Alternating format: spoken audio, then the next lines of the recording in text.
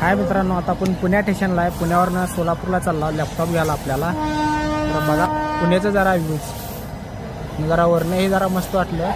त्याच्या पुढे ते मेट्रोचं वरचं हे आहे आपलं स्टेशन आहे. मेट्रो येताना काढायला पाहिजे पण मेट्रो दिसून यायची.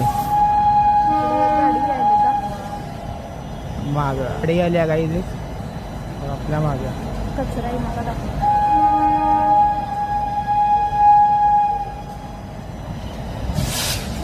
लय घाणे पुणे स्टेशनला.